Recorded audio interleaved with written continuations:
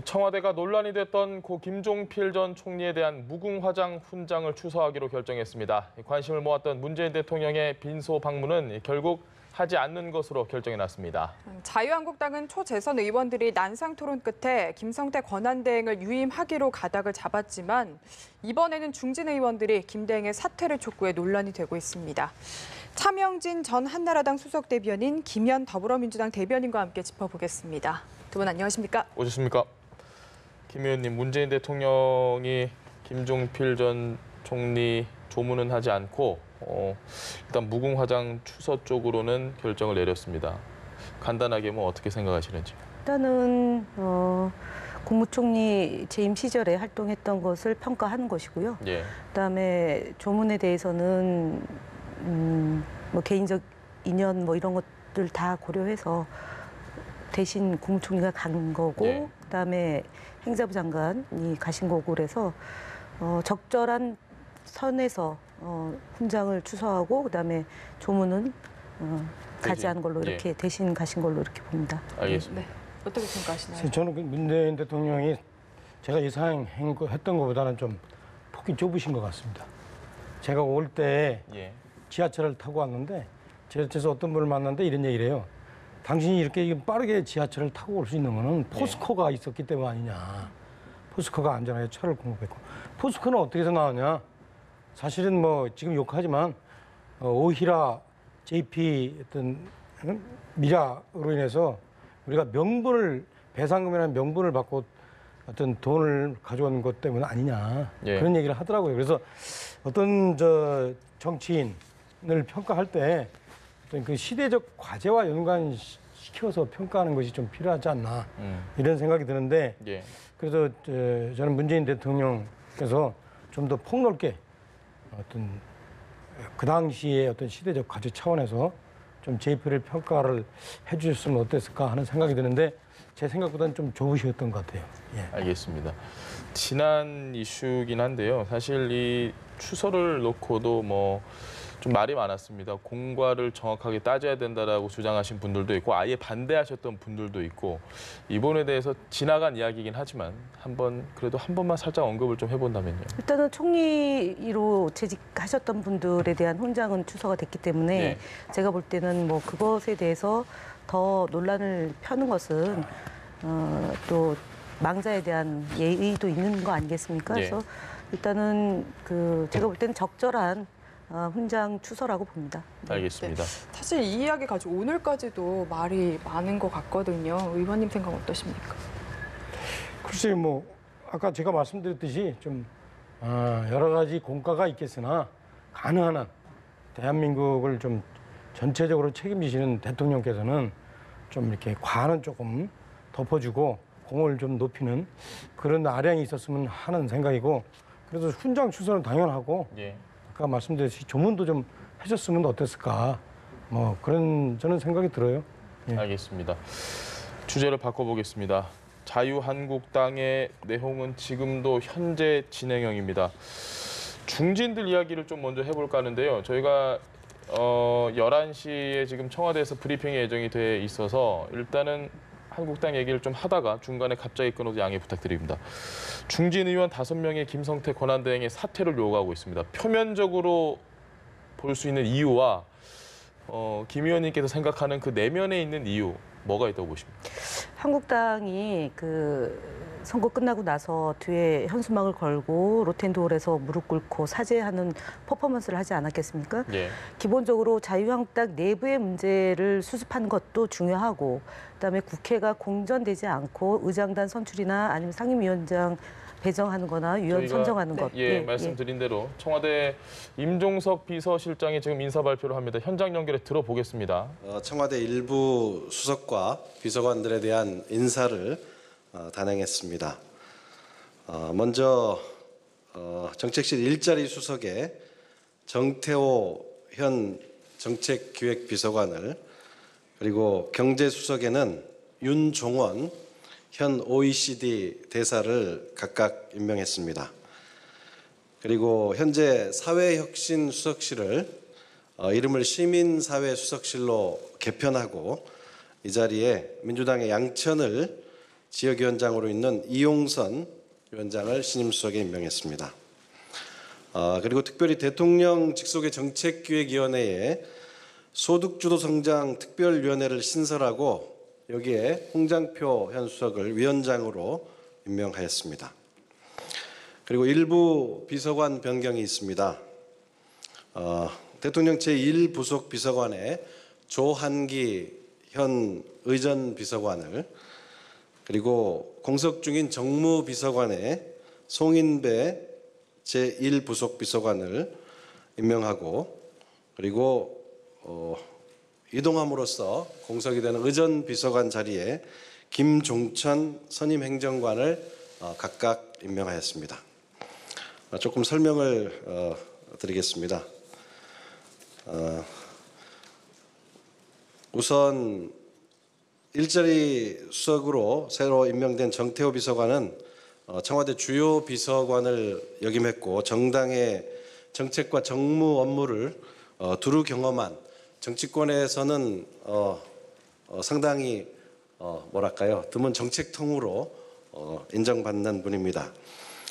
문재인 정부 첫 정책기획비서관을 맡아서 주요 국정과제를 기획하고 실행해 오신 분입니다. 그 추진력으로 일자리 창출 정책에 보다 속도를 내고자 하는 의지가 반영된 것입니다. 특별히 조만간 진행하게 될 광주형 일자리를 실질적으로 준비해 오신 분으로서 현 정부가 일자리 정책에 한층 더 힘을 실겠다는 의지로 해석해 주시면 감사하겠습니다. 윤종원 경제수석은 기획재정부 경제정책국장과 청와대 경제금융비서관, 그리고 국제통화기금 IMF의 상임이사를 거쳐서 3년여 주 OECD 대사로 역임해 오신 분입니다. 국내외로 최고의 실력을 인정받는 경제정책 전문가로 정평이 나 있습니다. 경제 분야 국정과제의 지속적인 추진과 함께 산업, 통상, 금융, 재정 등 다양한 경제 현안을 통합적으로 조율해 나가줄 것으로 기대합니다. OECD가 주창하고 있는 게 포용적 성장인데요. 신임 윤 수석은 소득주도 성장과 혁신 성장, 그리고 공정 경쟁의 세 바퀴가 잘 굴러가는 모습은 OECD가 추구하는 포용적 성장과 같은 개념이다 하는 소신을 가지고 지속 가능한 성장과 인간 중심 경제 패러다임에 대해서 그 중요성을 강조해 오신 분입니다. 거시경제와 실물 경제에 대한 높은 이해와 함께 현 정부의 경제 정책 그 철학에 대해 가장 부합하는 분으로서 경제 전반에 대해 새로운 활력이 되줄 것으로 기대합니다. 이용선 시민사회 수석은 우리나라를 대표하는 시민운동가라고 할 수 있겠습니다. 저희가 초기에 사회혁신수석실에서 문재인 정부 1년여 혁신과제를 발굴하는데 조금 더 주안점을 뒀다면 이번 시민사회수석실로 개편과 이용선 수석의 임명은 시민사회 전반과 보다 유기적으로 소통하고 협업하겠다 하는 의지가 반영된 것입니다. 이용선 수석은 경실련 등 시민운동, 그리고 노동운동, 통일운동, 그리고 또 제도정치를 두루 경험한 좀 드문 분입니다. 그래서 우리 사회 원로부터 각계 전반에 청와대가 보다 소통을 강화하겠다는 그런 의지가 반영된 것입니다. 그리고 새로 신설하게 되는 소득주도 성장 특별위원회는 특별히 대통령의 특명으로 만들어지게 된 것입니다. 아시다시피 홍장표 전 수석은 소득주도 성장의 뿌리라고 할 수 있는 임금주도 성장을 처음으로 제기하신 분입니다. 그래서 현 정부의 소득주도 성장론의 중심에 있는 학자라고 할 수 있는데요. 그래서 문재인 정부의 경제 모델을 체계적으로 재정비해달라는 특명을 대통령께서 임명과 함께 전달하셨습니다.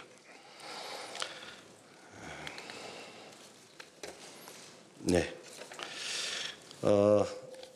문재인 정부 지난 1년여 이 방향을 잡고 밑그림을 그리는데 조금 더 주안점을 줬다면 이번 개편을 통해서 훨씬 더 광범위하게 소통하면서 속도감 있게 성과를 내겠다 하는 대통령의 의지가 반영된 인사로 해석해 주십시오.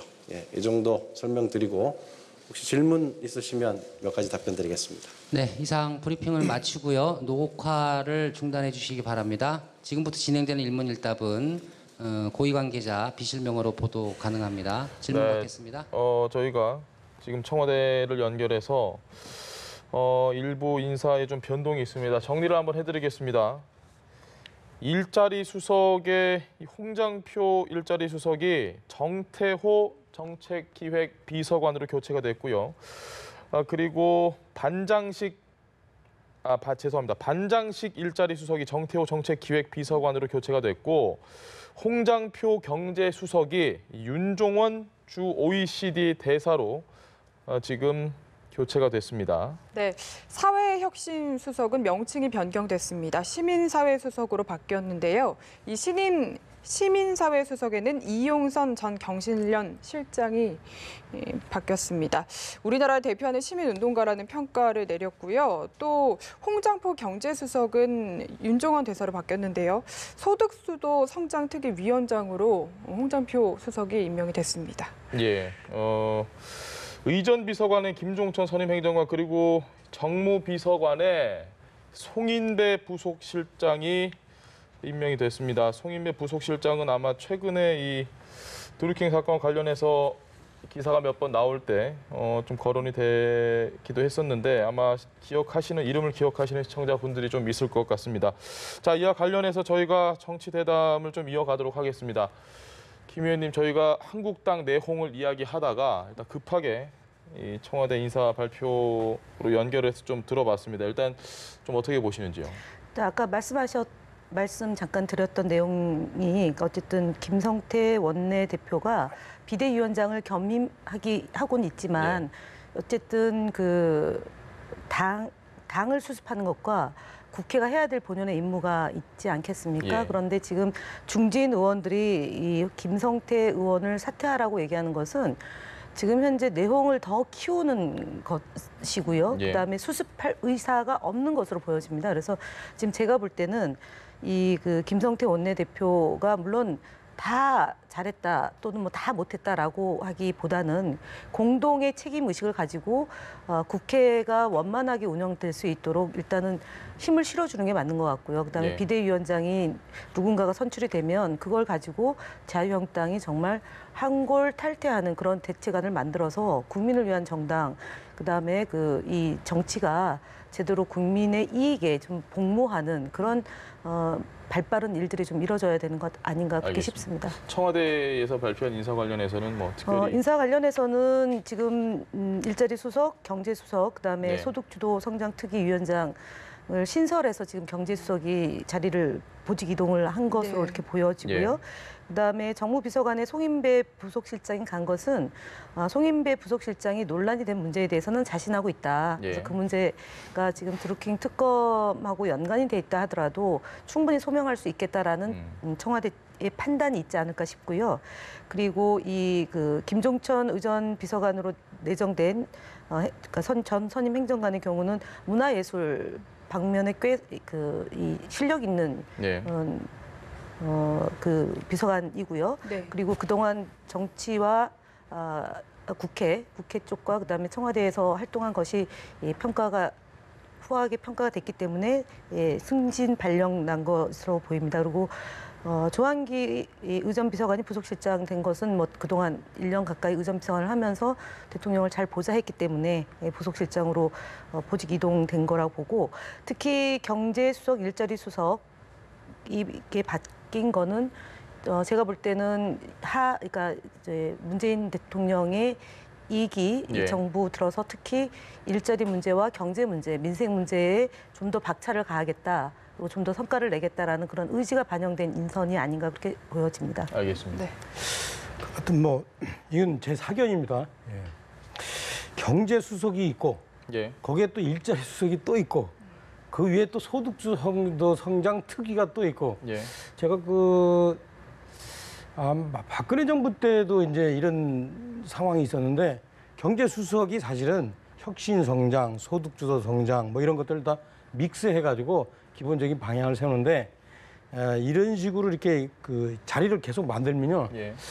뭐가 좀 안 될 때 그랬어요. 그래서 이번에 혹시나 이렇게 경제수석이 있는데 거기에 일자리 수석을 또 만들고 소득주도 특위위원장을 또 만드는 거는 좀 현재 잘 안 풀려서 그런 거 아닌가 이런 생각이 하나 들고 또 하나는 이제 이 경제수석 하신 분은 주로 이제 IMF 예. 내지는 OECD 주로 세계 경제 이쪽 관련해서 상당히 10년 가까이 파견되어 있던 분이에요. 예. 그러니까 이런 분을 이제 경제수석으로 이렇게 임명한 거는 제 생각에는 좀 장하성 라인보다는 좀 김동연 라인, 정통 관료들, 특히 이제 성장을 중요시하는, 혁신 성장을 좀 중요시하는 이런 쪽에 좀 더 무게를 더 둬야겠다라는 이런 생각을 하신 거 아닌가 대통령께서 좀 저는 그런 좀 평가가 듭니다.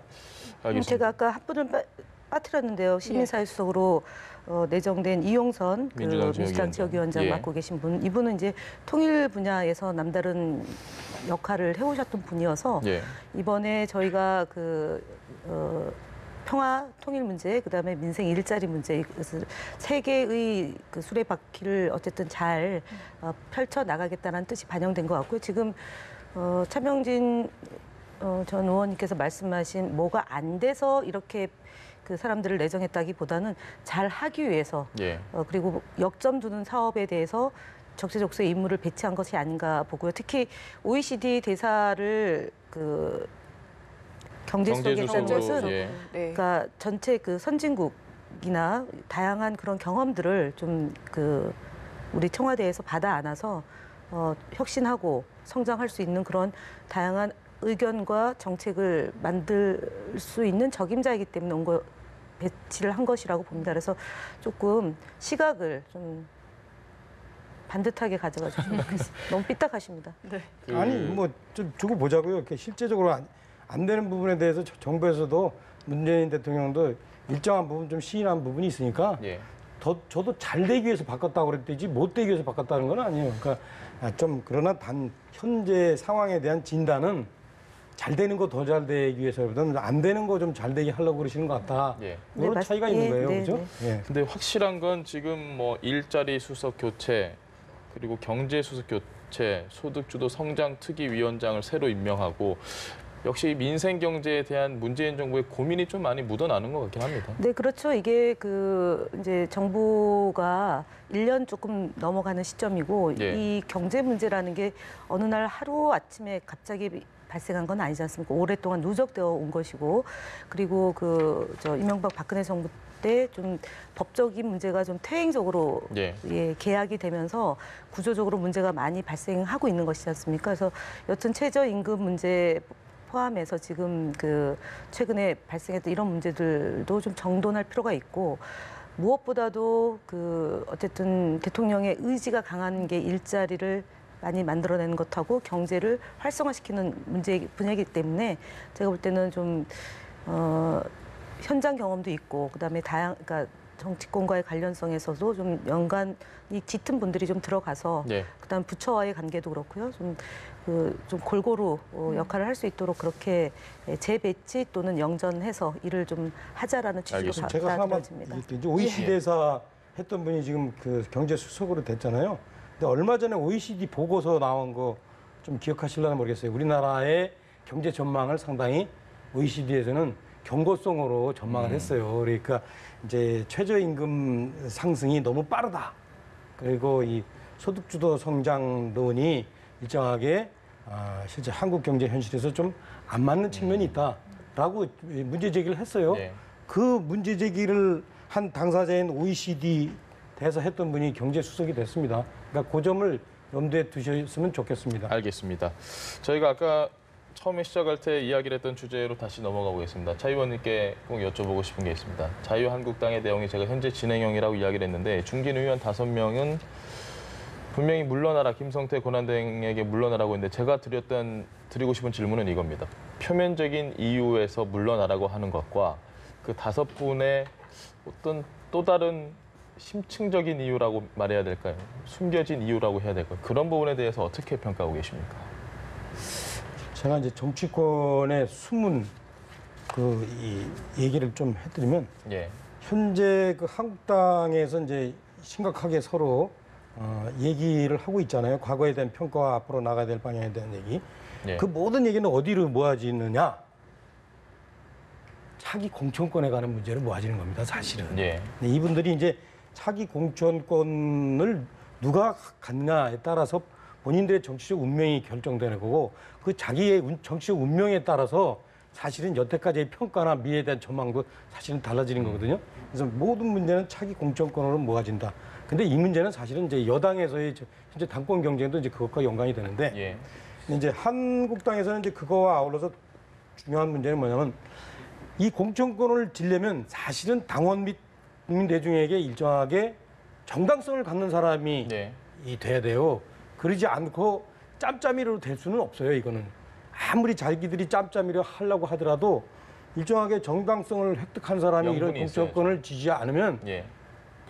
공도 도망하기 때문에. 근데 문제는 뭐냐? 이 중에 그 누구도 완벽한 사람이 없어요, 지금. 그동안 그 국회의원 된 후 2년 동안 이분들의 쭉 족적을 보면 누구든 어떤 사람은 무슨 뭐 한쪽 팔을 잃고 어떤 사람은 한쪽 다리를 잃고 다들 그 내상이 있는 거예요. 네. 그래서 실제 지금 서로가 서로의 상처를 어떤 그렇게 후벼 파는 예. 이런 식으로 이제 어떤 갑론을박이 있는 거죠. 하여튼 그런 겁니다. 그래서 이 공천권이라는 어떤 그 거의 목숨에 가까운 문제가 걸리는 문제인데 그렇다고 해서 누가 이런 것들 확실하게 장악하고 있을 만큼 정당성 내지는 기반을 갖고 있는 사람이 없으니까 이게 이제 옥신각신 이렇게 매일매일 싸우는 건데 현재 상황에 대한 설명 그렇고 이 부분에 대해서 그러면 이걸 갖고 이제 제 생각에 언론이나 네. 특히 여당 쪽에서 니들 왜 이렇게 싸우냐 반성은 안 하고 이러는데 이 정치권은 그게 제가 볼 때 이게 싸우면서 크는 겁니다. 그래서 이런 과정을 거치면서 일정한 부분 서로 용인할 부분 용인하고 또 서로가 칠 부분은 치워내고 벌써 이 논쟁 과정에서 과거의 친박의 핵심이었던 서청원 의원 탈당했고 예. 그다음에 비박의 핵심이었던 김무성 의원 다음에 내가 출마 안 하겠다. 이게 논박 과정에서 이게 이제 서로가 서로에 대해서 어느 정도 그 재단을 하고 또 자기 스스로 어떤 자기의 바운더리를 정하고 예. 이런 과정이 되는 건데 아직 이제 이 논쟁이 계속 치열하게 진행되는 겁니다. 그래서 초선은 초재선대로 다 그 흠결이 없는 사람이 없고 또 중진들도 마찬가지고 그런 상황들이 저는 전당대회 될 때까지는 어쩔 수 없이 계속 진행될 수밖에 없을 거다 이렇게 봅니다. 알겠습니다. 네. 어쨌든 김현 대변인께서는 이걸 좀 한 발짝 떨어져서 보고 계시잖아요. 한국당 어떻게 좀 해결을 해야 된다고 보십니까? 일을 하면서 해결하는 게 가장 그 손쉬운 방법 아닌가 싶어요. 네. 그러니까 당내 갈등에 너무 함몰돼서 김성태 원내대표가 그러니까 발언도 격앙되게 하지 않았겠습니까? 그런 것들보다는 지금 여야가 협상을 해서 의장단 선출을 하고 그다음에 상임위원장 배정하고 그다음에 네. 상임위원 그러니까 위원회 구성에 대해서 의원들의 의사를 받아가지고 일을 좀 하면서 당내 문제를 수습하는 것이 아마 김성태 원내대표가 살아남는 길이 아닌가 그렇게 봅니다. 알겠습니다. 지금처럼 비대위원장 누구로 할 건지 아니면은 뭐 위원을 누구로 갈 건지 아는 거에 너무 함몰되다 보면은 계속 그 진흙탕에서 빠져나올 수가 없거든요. 그래서 지금 중진 의원들이 이렇게 얘기하는 것도 결국은 김성태 의원 흔들어서 원내대표를 다시 뽑아내겠다라는 거고 친박이니 비박이니 진박이니 이런 그 소위 말하는 박근혜 전 대통령을 놓고 했던 그 과거로 돌아가는 거거든요. 그래서 과거에서 현재 시점에서 국민들이 볼 때 진짜 보수가 보수 다 왔으면 좋겠다라고 하는 거지 않습니까? 뭐 새가 좌우로 난다고 하는데 저희가 볼 때 이렇게 완벽하게 무너지는 모습으로 가면 사실은 국민의 혈세를 받아서 운영되는 정당이기 때문에 뭐 중앙당을 해체하겠다라고 했다가 그게 해체가 아니라 당사를 축소하는 걸로 네. 간다라는 식으로 이렇게 좀 가벼운 언사와 말과 행동 때문에 국민들이 더 불안해 여기고 그 소위 자유한국당을 지지하는 분들 눈에도 사실 그 좋게 보일 리가 없거든요. 네. 그래서 제가 볼 때는 정당이 정당다우려면 어쨌든 원내대표 원내대표가 원내 사령탑의 역할을 충실히 하면서 당내 상황을 수습해 들어가는 것이 지금 자유한국당이 해야 될 일이 아닌가 그렇게 보여집니다. 알겠습니다. 근데 제가 볼 땐 이래요. 치열하게 싸우는 것은 어쩔 수 없어요. 그게 이제 정치인도 인간이나 네. 그래서 아까도 말씀했듯이 서로가 공과가 있기 때문에 그런 부분들을 국민 앞에서 이렇게 털어내는 과정이 서로가 이제 싸우는 과정이고, 근데 이 과정에서 분명한 거는 제가 이 몇 가지 그 김성태 대표가 생각을 하고 있겠지만, 첫째, 본인도 사실은 지난번 지방선거에 이렇게 일정한 패배의 책임이 있기 때문에 본인이 나서서 당 수습을 하려면 안 된다. 다행스럽게 뭐 비대위, 준비위 예. 걸 만들어서 거기에 이제 책임과 권한을 넘겼는데 그건 잘한 거라고 보고요. 근데 그 기간을 가능한 저는 줄여야 된다고 보고, 그다음에 두 번째는 싸우면서 커야죠. 무슨 얘기냐? 내부에서 이렇게 그 서로가 싸울 때 싸우더라도 아까 김 의원 얘기했듯이 그 국회 소집하고 원 구성하고 이런 건 또 원내대표로서 역할을 해야죠. 예. 그거를 뭐 우리가 지금 우리끼리 지금 내분에 힘드니까 좀 기다려달라 이렇게 하면 저는 안 만든다고 봐요. 그 부분은 당연하게 좋은 말씀이다. 그 두 가지가 좀 잘 진행되면 저희가 더 새롭게 잘 크지 않을까 이렇게 봅니다. 알겠습니다. 바른미래당은 지금 원내 사령탑을 어제 새로 뽑았습니다. 재선의 김관영 의원인데 뭐 대인 관계가 참 좋기로 유명하다 이런 얘기를 많이 사람들이 하더라고요. 김 의원님도 뭐 그렇게 동의하십니까? 어쨌든 저희 당에 있다가 국민의당으로 나가서 지금 이제 또 바른정당에서 바른미래당 네. 뭐 이렇게 합쳤는데, 저는 정치를 함에 있어서 당적을 옮기는 것을 어떻게 봐야 되느냐의 문제가 네. 놓여 있거든요.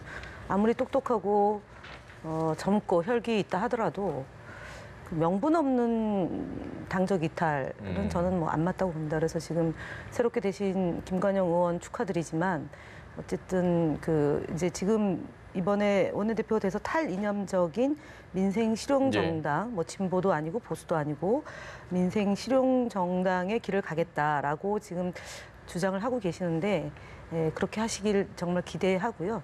바른미래당이 또 이합 집산을 통해서 뭔가 변화가 있는 것보다는 좀 원만하게 잘 수습했으면 좋겠고, 한편으로 지금 이제 당에 소속되어 있는 비례대표 의원 3분이서 지금 이중적으로 활동을 하지 않습니까? 네.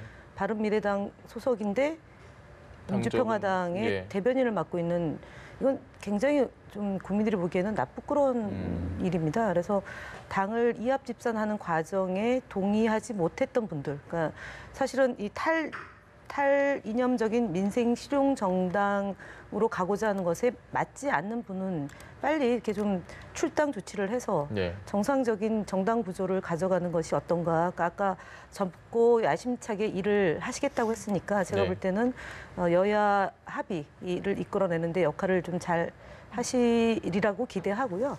그다음에 지금 있는 3분 플러스 1분이 아마 지금 표결에도 참석 안 한 걸로 되어 있지 않습니까? 그래서 그런 문제를 좀 해결해가지고 정당이 좀 이렇게 파행적인, 국민이 볼 때 납득하기 어려운 그런 일은 좀 없어지는 것이 어떻겠나, 그런 생각입니다. 네. 알겠습니다. 최 의원님 이야기도 들어봐야 될 것 같은데 저희가 시간 관계상 다음에 다시 모시고 이야기 나눠보겠습니다. 지금까지 차명진 전 한나라당 수석 대변인, 김현 더불어민주당 대변인과 함께했습니다. 말씀 감사합니다. 고맙습니다.